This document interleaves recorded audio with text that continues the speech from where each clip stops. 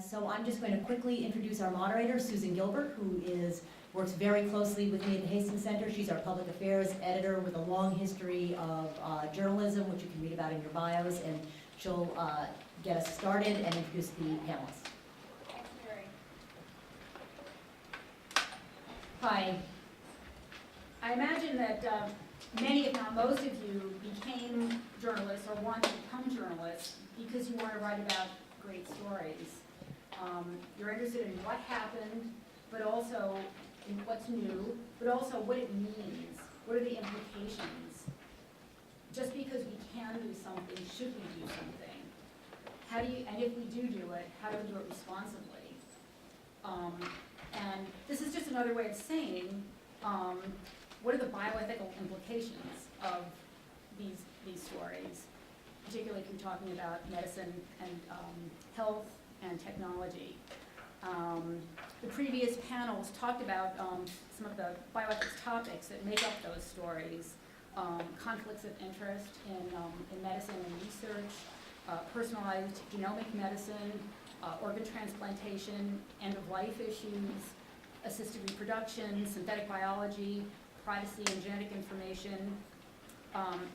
My job at the Hastings Center as the public affairs editor and editor of Bioethics Forum, which is our blog, is to bridge the world of news and bioethics. We've done that a couple of ways. Recently, I wanted to cite in our blog Bioethics Forum. Some of the notable posts included one by Susan Reverby, who was the historian at Wellesley, who by accident discovered the unethical studies that funded by the U.S. Public Health Service back in the 1940s on Guatemala, in which prisoners were infected and other unethical practices occurred, and this culminated in an apology by the Obama administration and an investigation of this of the broader issues of ethical issues in research by the Presidential Commission on studying bioethical issues. Bioethics Forum also recently had a post written by Dan Callahan, co-founder of the center, in which he, as he put it, turned the tables, and instead of being interviewed by a journalist, as he's had happen many, many times in his career, he actually interviewed a journalist who had recently interviewed him about an experience she had with her father's death. And I think this is in your packet, the Lisa Krieger article in San Jose Mercury News. And she talked about how hard it was to know when it was time to stop treatment for her father, who had Alzheimer's disease and was dying, and how even though her father, before he developed Alzheimer's and lost capacity to make decisions, he knew he didn't want to, die tethered to machines in a hospital in a feudal situation, and the family was totally on board with that. When you're in the situation, it's hard to know when to stop. And she wrote about this in a very moving way. And then Dan, for Bioethics Forum, interviewed her to find out, in hindsight, what would you have done differently? What did you learn from this experience? There are some other ways that we've bridged news and bioethics. Another notable post that we had in the fall when Occupy Wall Street was getting underway.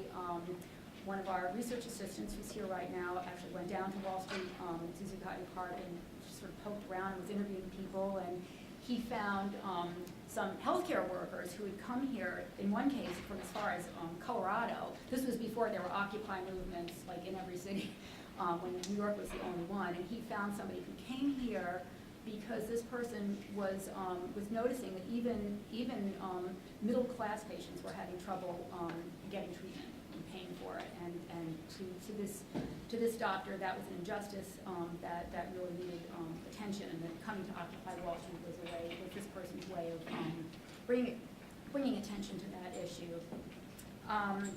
In this panel, enough about what I do at the Hastings Center, but in this panel we're going to discuss what a range of other publications do in their coverage of bioethics issues, even if they don't call them bioethics, but how they cover health and medicine and technology and the ethical backstory and implications of these developments. We have here Brendan Maher, feature editor with Denise's team at Nature. We have Jennifer Rainey Marquez, who is with Parade Magazine as the senior health and features editor.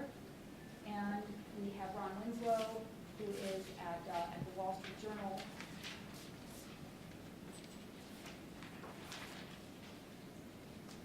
Pardon me. As the Deputy Deputy. for Health and Science. Thank you. So right now I'm going to turn the podium over to Brendan, who's going to talk a little bit about Nature and its coverage of bioethics issues. Hi, so it's always a bit of a daunting task to be standing in front of people in between them and cocktails, so I'll try to be very brief. So when someone asked me to talk about how we cover bioethics, I thought to myself, we don't actually cover bioethics, do we? The last thing I remember writing about any bioethicist was probably Glenn McGee and this major sort of kerfuffle he had with the journal that he was editing and some conflicts of interest, which were discussed in roundabout ways at this morning's session. But really, I guess we do lots of bioethics, and what we really kind of talk about are sort of the ethics of doing research and research ethics. And this is not good. There we go. So I was kind of trying to think about what are some of our overarching themes when we approach an ethics situation for our readership. And our readership is largely scientists. We do think that maybe a few people out in the public actually read our news, but mainly, our audiences, we're writing for scientists across the spectrum, not just life sciences. I edit our long-form features, so they're articles that actually have the room to kind of talk about some of these debates and the ins and the outs and the ambiguities and all those things that I think makes a story delicious, but I know for daily news coverage can be quite difficult to actually pay attention to. And one of the kind of conclusions I've come to in covering science and editing science is generally from the scientist's perspective, the goal is almost always to be in a position of self-governance. Because if you don't kind of govern yourself, then somebody else is going to do it. And they're often, you see scientists are making good faith efforts to really keep a close eye on what they're doing in terms of research so that the government generally does not come in and kind of muck things up. But I think that they always have a challenge in trying to understand what who the other interested parties are. It could be just the general public. It could be publics in other countries that you don't necessarily think about. It could be corporations. It could be government officials even. We really like to write. I like to write features and edit features that challenge our readership and really kind of put their feet to the fire as much as possible. So I do like talking about stories about what happens when those interests kind of come into conflict. So I was going to go through a couple of stories that we've done recently, and themes that have kind of come up again and again. I know we talked about genomics in a number of ways today, and a lot of the talk has been about what do you report to patients, and a lot of that is like kind of a concern that maybe we're going to be reporting too much to patients. But there's also a concern, like, what if you're not reporting enough? So I had filed this short news story a little while ago about Ogden syndrome. And these babies all were born with Ogden syndrome to a family in Utah. Helena Black, I think her first child was born something like 1979, had these kind of little old man features. They actually referred to the looks of these children as like, they're like our little old men. He only lived about a year, had some congenital heart failure, but wrinkled skin, really big, wide-set eyes, a broad mouth. They had a couple of healthy daughters. They had another son with exactly the same syndrome, and it died. But they didn't really think anything of it until their daughters started having kids, and two of them already had children with these syndromic features, and they both died. So a geneticist by the name of Golson Lyon was studying this family and really trying to see if he could find out the genetic cause of the disease, and he did. And I mean, just the amazing pace of genomics, as you know. I mean, it was something like they were able to sequence the X chromosome. They were pretty sure it was an X-linked disease in just a matter of, like, I don't know, I guess days now, if not minutes. and they were able to even run a computer program that turned it up, spit out the answer in about 30 minutes. And we just think that that's amazing from a technological standpoint. The tricky part, the hard part was he was not able to report back to the remaining daughter, who was now pregnant with a child, whether or not she was a carrier for this. And he had the result in his hand, but he couldn't give it to her. I didn't really cover this so much in my story. It was mainly, I was kind of geeking out on the technology. I kind of apologize for that. But this reference here actually refers to a commentary that he wrote later about his own experiences with this. I just thought it was really interesting, kind of counterpoint to the fretting and fraying over, well, should we give people information that, about incidental findings? And I think it's a very important discussion to have, but this one kind of struck closer to home for me. We like to challenge our readership, so last year I commissioned an article on Teresa Deischer, who was one of the litigants in the big case that actually put all of embryonic stem cell research that was federally funded on hold for a brief period. And yeah, I mean, it was a challenging article. She has a lot of foibles and odd ways to her. I really suggest reading the story because for me, really listening to what a person has to say, even if you don't agree with it, is, I just think, paramount to doing things well. And I just thought one other interesting thing that she was railing against, and probably hasn't come up on many people's radars, is she's kind of got this anti-vaccine thing going, and it's not based on whether or not it causes autism, although I think she likes to push that agenda because it pushes her own agenda. Her concern is that some vaccines use fetal cells. The fetal cells are used to produce them, so she has a problem with that. And I just thought that was kind of an interesting fact, an interesting facet that I hadn't really thought about before. Here's another really challenging woman. She's been her name, is Twyla Brasi, and she's been battling the Minnesota Health Department over blood spots. Anyone who's had a child may or may not have noticed that their baby, in the first few hours of life, generally they do a heel prick and they spot a couple of blood spots on a card and they store it away. They run some general metabolic tests. They're screening for metabolic disorders that can generally be treated with close monitoring of diet. And then they store those cards away and they use those cards to better the systems in which they do these tests. Basically, they're running more experiments and research on how to do better public health service. But she's a privacy advocate, and she thinks that it's wrong that the government has your baby's DNA on file. And the thing is, this is what would be really challenging to our readers. She kind of has a point, because the consent forms for these blood spot things, most people don't ever remember seeing them, and they're not really well laid out. And she's been successful. I think that just recently, the Minnesota Health Department had to destroy like hundreds of thousands of these blood spots. Don't quote me on the number. Fact check everything. There's again a link to that story, which I highly recommend reading. I also noticed in the packet someone put something about our coverage of chimp research, and again, this is challenging to our readers because we, as a publication, we very much value the strengths of animal research. We know that most of what we know about human biology is built on animal research. You can't really kind of get good drugs into the pipeline without doing good animal research. It's indispensable. We agree with that, but should there be limits on the experiments you can do? And the government is starting to weigh in now and say, hey, was it an IOM study came out and said, we're probably going to have to scale back some of these chimp programs, and so I think it's just another area that people probably don't always think about in terms of bioethics for researchers. We just had a talk on synthetic biology.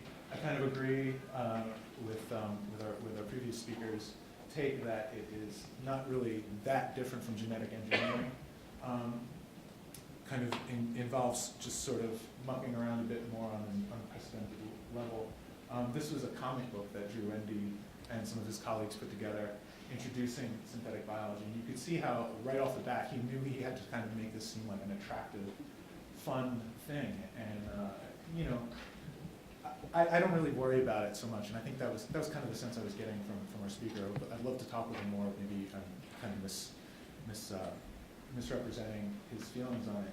But there's kind of an offshoot of this that I think is potentially concerning.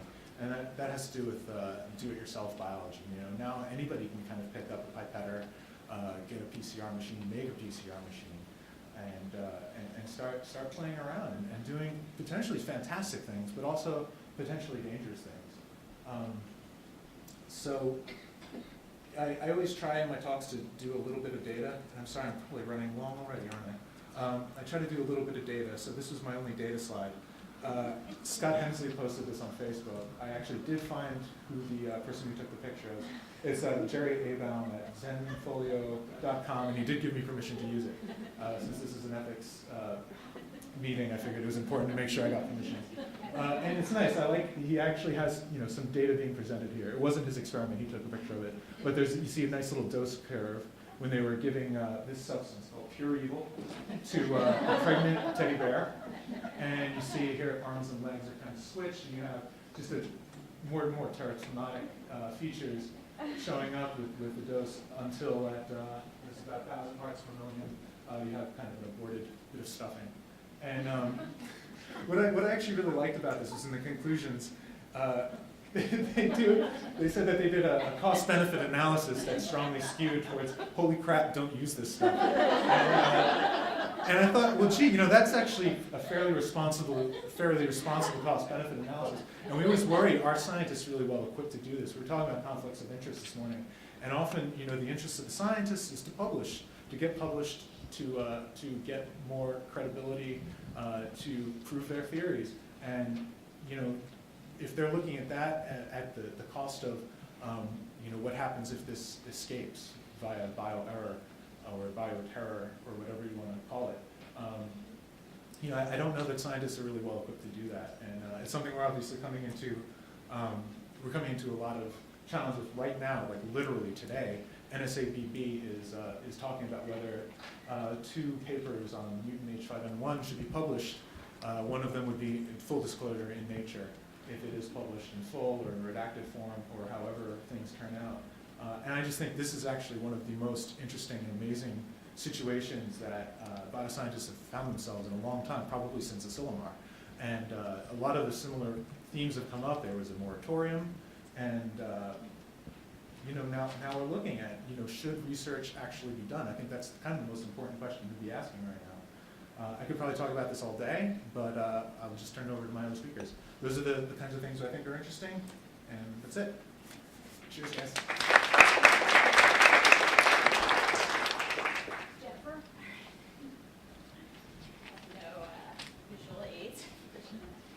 I'm a little intimidated to actually, I wasn't aware there was going to be a podium involved. So I am the health editor at Parade magazine, and I have a strictly consumer publication background and career. I've mostly been at women's magazines. Very excited to know on the one. I'm sure Emily can identify with. Previously, immediately prior to this, I was at the Oprah magazine, and then I was also the health editor at Women's Health magazine shortly after that publication launched. So the readers that I am speaking to are, I would say, 180 degrees different from the ones that Brendan is speaking to. Parade is what we call, or what our marketing department likes to call, America's Sunday magazine.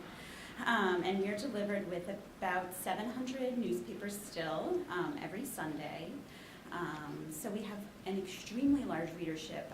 It's actually still the most widely read publication in the country, with 70 million readers each week. So we're reaching almost like 1 in 4 Americans every Sunday. So the opportunities are quite amazing, actually, in the idea of raising awareness or introducing some public health topics to a large number of people.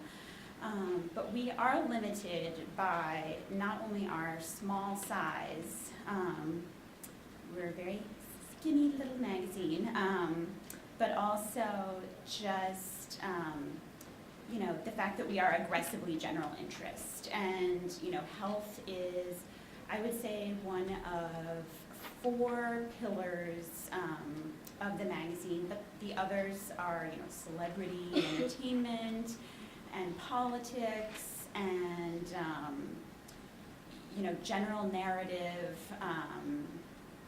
So we do, look at things from sort of, despite the fact that we're a national magazine, from sort of a granular local level, because we are coming with, a local paper every Sunday. So there's a lot of, like America's, the stories of, hidden America and things like that. And then health. So, which also includes some science. It's not all just health. But, when thinking about these issues, I also was like, oh, we never cover bioethics. But then when thinking about it, I realized that we actually do, just from sort of through one of two lenses. Many of our stories have a very strong service component, which basically means that the reader is taking away some sort of lesson that they can apply to their own lives or to their family's life. And so, there are definitely topics that do lend themselves to that. You have to think about things that are going to be affecting a large number of Americans, because we have a large, very broad readership, men and women and young and old. So that's can be a challenge when thinking about the types of topics that we cover. One story that I'm working on right now is about the decisions that some parents make to opt out of childhood vaccinations, the clusters that have been forming in certain communities as a result of this, especially in, affluent, well-educated, sort of upwardly mobile communities, why this trend is sort of still continuing despite much of the debunking that has been done of these purported links to autism and whatnot, and sort of what this means from a public health perspective, with the idea that you're sort of playing this public health advocate role in educating parents, but also not talking down to people that believe, for one reason or another, that they're doing their child a favor by opting out of these vaccines. And sort of explaining the idea that, this isn't just the welfare of your child that we're talking about, it's the welfare of many other people in the population. And then the other angle through which we look at some of these issues is from like a very strong, compelling narrative point of view. We certainly have stories that probably would not affect the majority of people that read the magazine, but because they're so, they grab your attention. They're very emotionally poignant. We ran a story on Christmas Day, actually, that ended up taking a slightly different turn than how I had imagined it, but I feel that it was still a strong story, about a never-ending altruistic organ donor chain that was still continuing. I believe it had 12 or 13 members at the time that the reporting ended and the story ran. And I had seen it more as like taking a broader look at these chains and these types of alternate arrangements that are starting to exist more and more outside of the waiting list system. And also thinking that we can incorporate some information about how other countries deal with the need for living donation, and whether we should pay people for donating organs, or in some other way incentivize the process, but that these pair donations and these never-ending chains were a way that some people were who felt quite hopeless being on a waiting list, many hundreds and thousands of people long, and just depending on where you live, felt like they could sort of take back some control over what was happening to them and their families. And we got a lovely writer, Kate Braystrip, to do this story for us, and it ended up being much more of a story just about this chain and the woman that had begun the chain, who had a very sort of heartbreaking story about how she had done it in memory of her son, who had died, unfortunately, as a result of some medical errors after being involved in a car accident at the age of 21, and that she had basically made a deathbed promise to him that she wouldn't let him die, and she felt like this was sort of her way of letting him carry on and fulfilling that promise. But anyway, this story ended up unfortunately not being able to encompass a lot of these, like we were saying, nuances of, sort of what these chains mean. But I was able to speak with a few representatives from like the Kidney Donor Registry and some other organizations who basically did say, that they were starting to let go of some of their reservations about these arrangements because they felt that it was much more important to focus on getting organs into bodies rather than worrying about whether there may be under the table compensation going on or other things like that, that they were sort of starting to change their viewpoint on that. Other stories that we've done have been, not necessarily a parade, but at other magazines I've worked at have been things about, surgeries taking place in doctor's offices versus in hospital settings and the ramifications of that, and the fact that these settings are perhaps not quite as highly regulated, and whether patients, what they should be informed about before setting up these types of procedures, and whether the doctors are perhaps encouraging patients to have procedures in an office setting rather than in a hospital setting in some cases, in order to mitigate the cost of some expensive equipment that had been purchased, et cetera. And those are the types of more service-oriented stories I think you would see at a lot of consumer publications, where there's definitely a, you may find some, beautiful narrative that's, with all of these real people that's explaining your point in a very compelling way, but ultimately they're going to want, what's the box about 5 things you should know before blah, blah, blah, or, these are the types of considerations that that you come up against when working at such an aggressively general interest publication. And issues, we just wouldn't do a story about abortion or embryonic stem cells or these types of things just for the sake of doing it. There would have to be some other reason that we felt would engage our readers and would, be a reason for our readers to engage in these types of topics. One rare event when I was at Oprah was they did a story, they wanted to do this big package on the future of medicine in 2020. This was in 2010. And so we were able to do sort of a story about stem cells and what this means, and creating non-embryonic stem cell lines, and whether this could be used to mend, damage from a heart attack in the future. And I just actually saw that some of these things that we had predicted are just starting to come to fruition.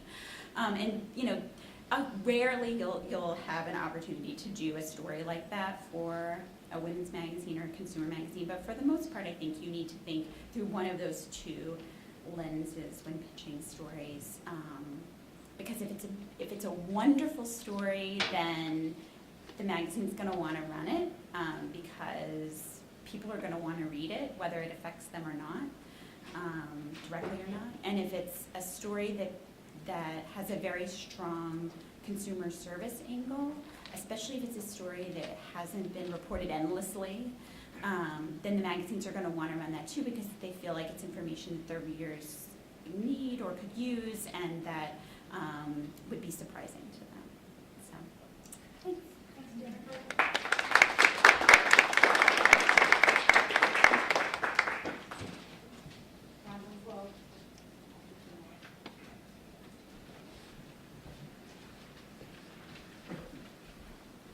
So, So I'm going to start with data, and not very scientific data, but so I did a search this morning on our Factiva database, source Wall Street Journal, word bioethics. How many times has it appeared in the last year? 8. And bioethicist, it was 1. And so then I also decided I better check another source, and so I looked at the New York Times, and this may be totally inaccurate, but anyway, New York Times was 34 for bioethics and 12 for bioethicist. Now I suppose there's a statistically significant difference there, but essentially it's not as if bioethicists or the term or the idea is sort of is explicitly populating our pages and websites. I mean, and those few examples, most of them, I would say, the word appeared in an editorial or a column or some sort of an advocate, an opinion kind of piece, and not in a direct news story. So what does that mean? Well, one of the things it means is that that maybe we don't sort of think about these, as my two colleagues have said, we don't sort of think about stories that we write as bioethics stories per se. But it certainly isn't to say that we don't cover these issues in some depth and with some thought. Just this week, and you guys have probably been talking about this most of the day, the Cheney transplant story was certainly raised almost immediately in a bioethical question. Did he jump the queue? Should somebody his age get a heart? I'd actually contributed to our story on this, and the first or second question I asked a cardiologist that I talked to was, and I didn't know any of the details, and so I said, well, did he jump the queue? And she said, well, we waited 20 months. That's a pretty long time. She said, that's pretty robust evidence that he was treated like an ordinary citizen. So I thought that was a pretty interesting argument. And then there was a question of age, and she also told me that, is somebody this of his age too old to get a transplant? Hardly any agency, hardly any center has a cutoff age.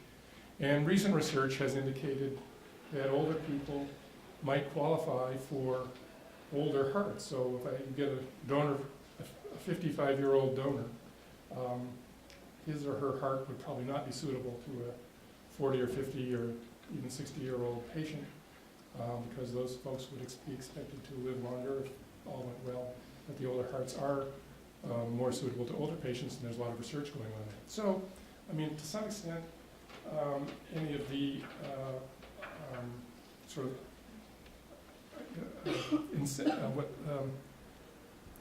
triggering kind of ethics or alarming kinds of things kind of got muted by that, I thought. We had a story, one of my colleagues, Shirley Wong, did a story a few weeks ago on doctors who fire their patients because they won't be vaccinated.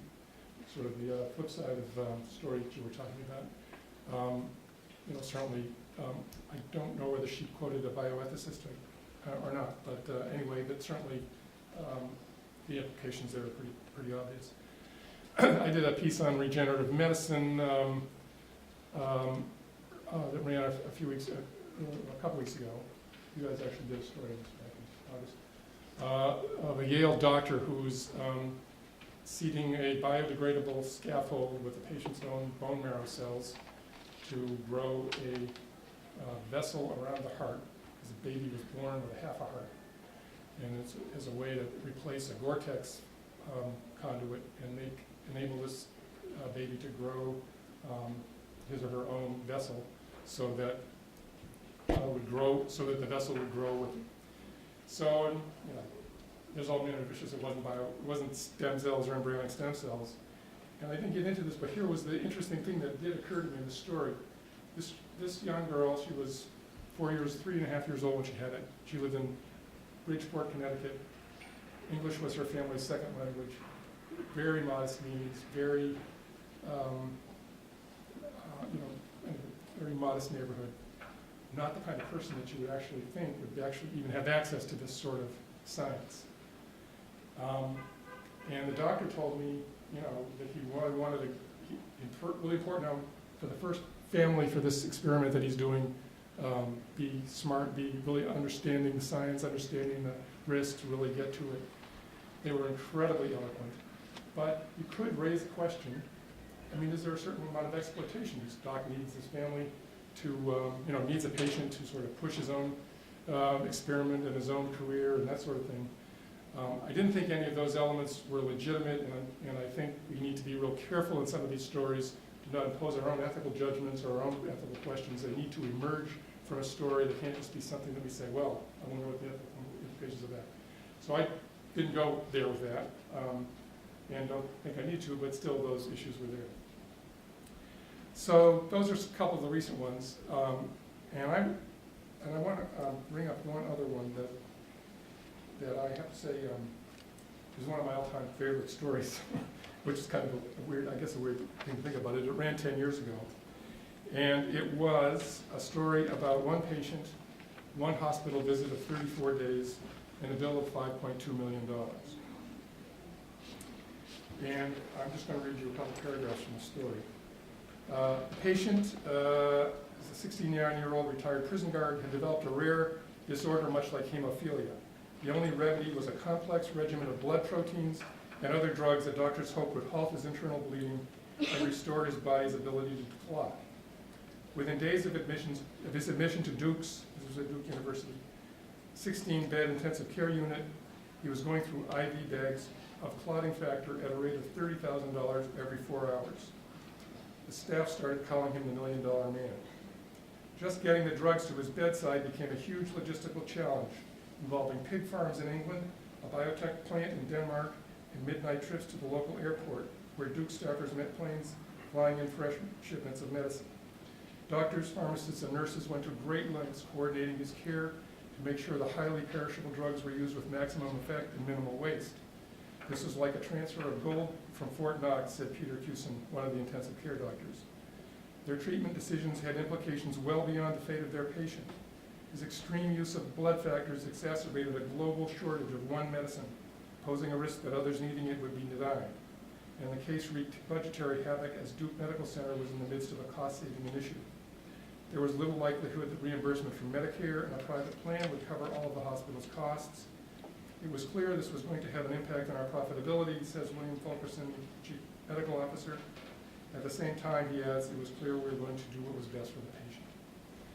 So, I think that's sort of the classic ethical dilemma in medicine. It's an end-of-life story. It's a how far do we go with this medicine story? End of life is not mentioned in the story, nor is an ethics, and it ran, good old days, it ran for 3,600 words. And it's just a straight narrative, and I mean, what I think it said was, I challenge anybody to get into that story and say when the doctor should have stopped. So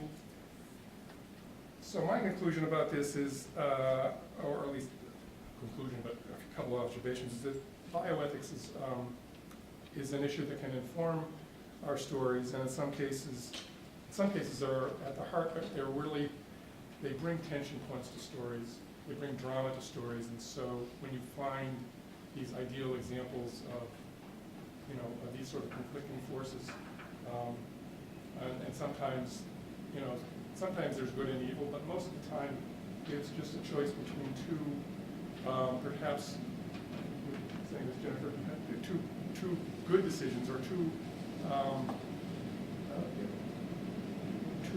points that, either way, you can't necessarily say it's a bad thing, but somebody else may pay in any event. The other thing I would say is that sometimes I think we think that we need to call a bioethicist to sort of get the right decision, to get some sort of sense of,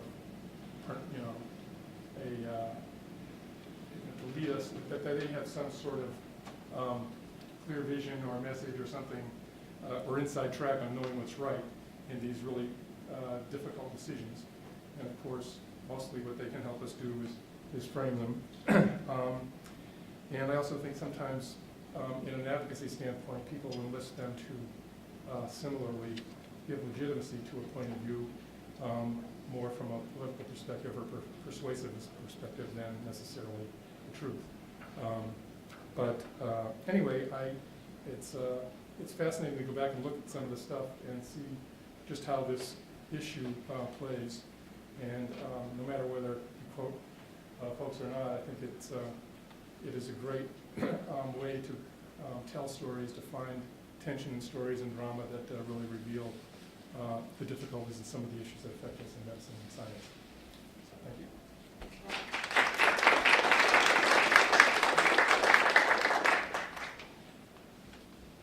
I was hoping to repeat Charles Ornstein's move and using the moderator's prerogative to ask the first questions, but given that we've bumped it up against our time, I'm going to open the floor to the audience. Do you have any questions for our panelists? Yes. Yeah, I have a question about conflict of interest. We heard about it in medicine this morning. What about it in journalism, both staff and freelance writers? Do they own shares in biotechs or pharma companies? Do they work for drug or device companies? Do they work for academic medical centers? Do these activities color their work as journalists? Some comment from the editors, perhaps? Well, I'd say that we, at Nature, we make a really strong effort to manage these things very carefully. None of us own stock in biomedical or biotech companies that we know of. You don't often never know what's kind of going on in mutual funds and whatnot. In dealing with freelance writers, we always make clear assertions of what's expected in terms of what their conflicts are. I've actually found myself butting up against this more and more in my own life. My wife now works at a major university in New Jersey, and I'm always concerned whether I can actually report fairly on it or even edit stories that deal with it. These are things that we should have to kind of take on a case-by-case basis. My usual litmus test, I don't know about you guys, is if somebody found out about this, how embarrassed would we be? And that's kind of how we make our decision. We have a very,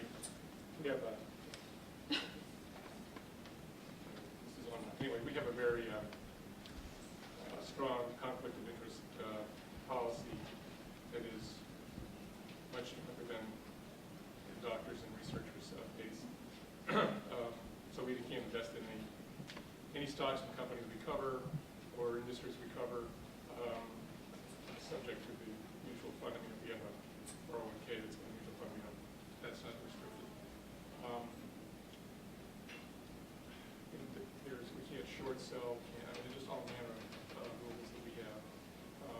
But I'm with paper that almost all of our staff is hired, and we break any of those rules. The door is wide open. So, but I think that's the case with most journalism organizations. How well it's policed is anybody's guess. We are in a position to have access, for instance, to embargoed information before it becomes public, and so to a certain extent we're on our own honor whether we act on that information or not. But it is always a question to be asked, but we have very strong rules to that effect. I find that I come up against conflict of interest things more with sources, especially writers, that the choice of sources that writers decide to use. Sometimes there's a personal connection you sort of find out about afterwards. It's often more self-promotional than financially motivated. This is my wife's book's co-author, but he's great. That sort of thing. And then also, of course, sources that are pitching you stories. I don't know. At Parade, I often get these weird celebrities pitching things, and I'm always so skeptical because I feel like no celebrity gets involved in a health cause unless they're being paid by a pharmaceutical company. Those are the types of things I feel like are more on my radar. Typically, I'm not getting pitched things that are the, a profile of a biotech company that would stand to benefit from this type of story. That's not usually the types of things that I'm getting pitched from writers. Yeah, I think an ethical issue a lot of us face is when there's some interesting research out there, and how do we kind of draw the line between being the first out there with some cutting edge thing versus falling for hype? What are some rules of thumb to help us know maybe when it's legit before waiting for the product to actually be on sale?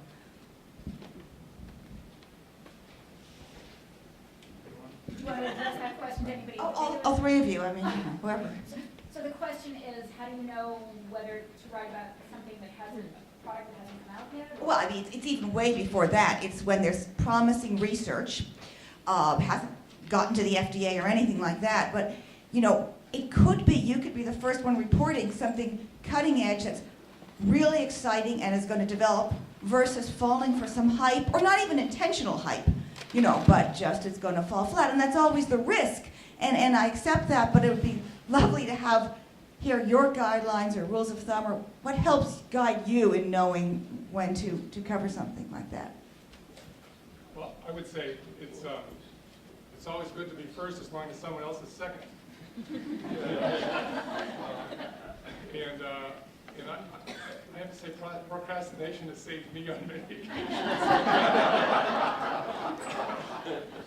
I've been working. second, and that's okay. I'm sorry? Sometimes you're second, and that's okay. Well, or sometimes I've had a story that I was going to do that nobody else had, and then by the time I got to it, the drug failed. So I got saved by a bad phase 2 result.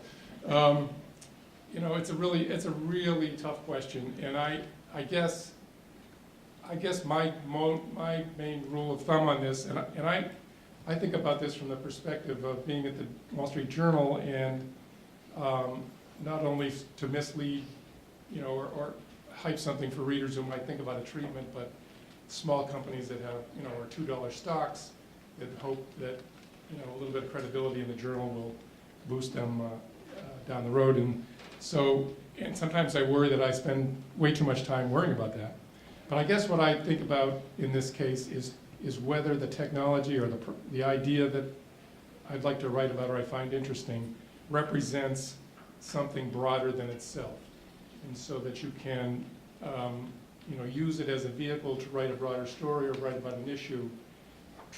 Put in the caveats, this is early days, it could fail, 80% of phase 2, successful phase 2 drugs fail in phase 3 or whatever the right caveat is. But if you can write about something, make it write about something broader than itself instead of only itself, I think you have sort of an avenue to go forward. I would second that. This happened to me sort of recently because I had done a story at Oprah about Qnexa a couple of years ago, which is this weight loss drug that keeps getting, committees keep, toggling back and forth between whether they're going to recommend that the FDA approve it or not recommend that the FDA approve it.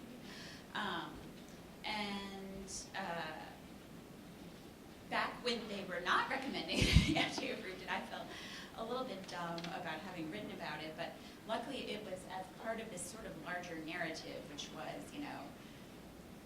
God, it's been so long since there's been, a new weight loss drug that's come out, and the ones that have come out have just been so awful. Why is this so hard to create? A drug that's going to be safe and effective, and like our scientists sort of thinking they need to take a different tack with this. Like maybe the drug doesn't need to be about increasing whatever it was. Repressing appetite. Maybe the drug needs to be about increasing the amount of brown fat that your body produces or something, like some new wave of the future, and where is this going? And there's this new drug Qnexa that seems really promising, which it may or may not come to fruition that it gets approved. approach, but I do feel like, yeah, a larger context with these things, and obviously couching, you know, whatever you're reporting on in the appropriate language, and, you know, caveats is important as well. So at Nature, we've got a lot of luxuries. You know, you joke about procrastination, but taking your time with something, I think, is very important. It does. I don't always worry. I mean, it comes from being a features editor. I don't always worry about getting there first. I kind of want to get there right, with the right context. Also, you know, we feel that our readers get it, but we still try to push it anyway. That you know, science is a process. It ebbs, it flows. Things seem really promising at one point and go back later. We try to, you know, connect the loop, finish the loop when we can on something that fails later. Of course, we do a lot of science coverage, so you know, we have the luxury to kind of go back to things that seemed really promising a few years ago and say, hey, whatever happened with that? Is it failed now? And you know, I know there was this discussion going on in the UK that was referenced this morning about whether or not reporters should actually read the paper that they're reporting on, which you know, I think my favorite comment on that was, yes, I always read the paper, if for no other reason than to say to the scientist, I read your paper, I have absolutely no idea what it's about. Could you please explain it to me? But you know, it's about doing your homework, about reaching out to the right experts to say, you know, how promising is this? And as an editor, be firm and put a kibosh on words like breakthrough, earth-shattering, you know, all those things. Just get them out of the paper. Just speak about it in real terms. Other question?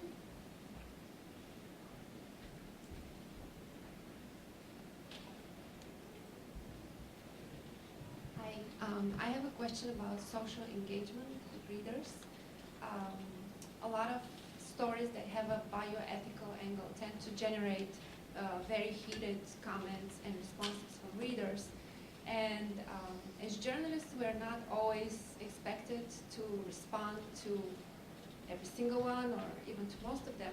But if we do choose to go that path, what's your suggestion or advice on how much should we engage with readers? For example, the vaccine autism story, the stem cell treatment stories, maybe some antibiotic resistance stories tend to generate a lot of reader interest and comments. To anyone. Well, it's a tough question. I mean, you know, we, at the end of every story I write, it says the email on Winslow and gives my email address. And then there's all the comments, and then we blog stuff, and I find it exhilarating and terrifying. And I have to say, I haven't figured this out at all, and I tend to duck it. I tend to not engage in a debate, and I sometimes it takes some discipline. I mean, I often get somebody who's got a disease and they want to get referred to a doctor or whatever, or get further information, and I certainly answer them and try to refer them, but I just worry about if I send an email that takes a position on something in some way, it's going to go viral and come back at me, and so I can usually let it happen. And I think if I were in a different position where I had a little more liberty for my own position to not be identified with my media outlet's position, I might have more fun with that. But that's my way of doing it. I've passed this off to the writer. To say, hey, there's a lot of interest online about this piece. It sort of devolved into this weird back and forth. Feel free to weigh in. And sort of taken myself out of it. I don't really, I completely haven't figured it out either. And I also just sort of have been passing the buck talk as much as possible. It is a challenge, especially when you're representing a company that's much larger than you, whereas typically the writer is only representing themselves. So Yeah, we've got a fairly heavy presence on Twitter. From it's Nature News, if anyone wants to look up our handle, and it's been really rewarding. In fact, just this week we received a Shorty Award, whatever exactly that is. But we were very, very excited to I think we won out over a 15-year-old girl who loves astronomy. I'm actually not kidding. And you feel good about that? That part I was kind of no, but we do take pride in trying to engage our readership. The easy things are where somebody says, oh, vaccination causes autism, don't you know it? Because that's wrong. What they're saying is just wrong, and we can just very clearly say, listen, I've heard your position before, I've looked at the evidence, you're wrong, take it somewhere else. You're not really they're not gonna really find a lot of fans on our website anyway, so we don't get flamed too much in that area. The tougher situations that I think, what Romney been alluding to is where you have a patient advocate. I know we did a story on XMRV. This was a virus that was being associated with chronic fatigue syndrome.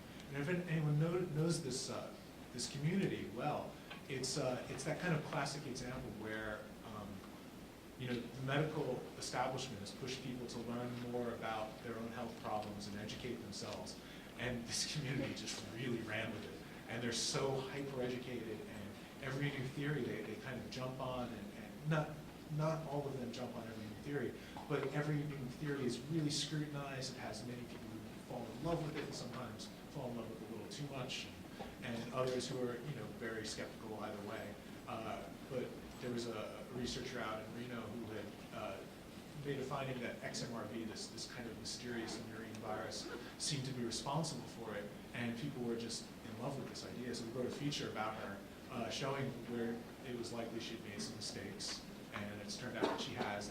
Science eventually retracted the paper, and readers were really upset with us, and that was the tough point, because you really felt for their position. These were people who were sick, and they feel like they've been abandoned by the medical community. So we had to be careful in how we responded to them. They called something out that I personally did. I had, in most cases of talking about chronic fatigue syndrome, I just called it chronic fatigue, and they said that was akin to calling Alzheimer's forgetfulness, and they were very offended by that. So I actually apologized in our comments about that, and I addressed a few other points that they were making that were factually wrong, and I engaged for about 2 days, and then I had to kind of cut it off and just let the comment strand go on. But I think it was important for us to step in at certain points and just try to be a voice of firm, like we stand by what we wrote. They were calling my reporter out for having. They said he fabricated things that he heard from sources, which just absolutely not true. He actually just won another award for it today, so I'm really glad. It was a great story. If anyone wants to read it, happy to share it. I want to thank everybody for coming. I want to especially thank the panelists.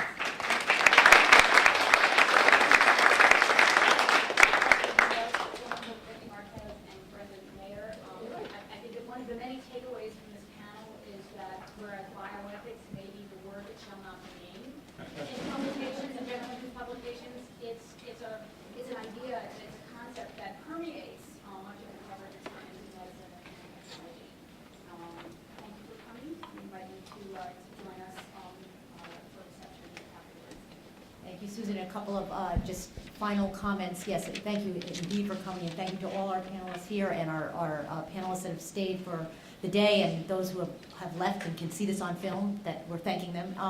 It's been great content, great journalistic exchange. It's our first time doing this, and so we are hoping you'll fill out evaluations so we can try and do it another time and get some feedback about how to do it better, what you like, what you wish were different. And by filling out the evaluation form, you're entitled to a bioethics briefing book, the Hastings Center bioethics briefing book for journalists, campaigns, and journalists, policymakers, and campaigns. The reason I can't quite remember the name is because it's now a few years old, and we're looking for funding for a new edition, so anybody who has has any wisdom about that. We certainly look forward to hearing from you. But the information is still very solid, and it's got some great contacts in it for reaching out to bioethicists. So you can get bioethics in the Wall Street Journal. Shirley Wang calls us up all the time. So thank you, everybody. And you can continue the conversation outside. Thanks to Carol Milano for coordinating all of this. And to Emily Labor-Warren for hosting it, and to Mike Turton on our team, who's really done a lot of the administrative work and managed all the desk and has been invaluable, and to Colleen and Cameron who've taken the notes. Oh, well, that was a joint effort. Thanks, everybody.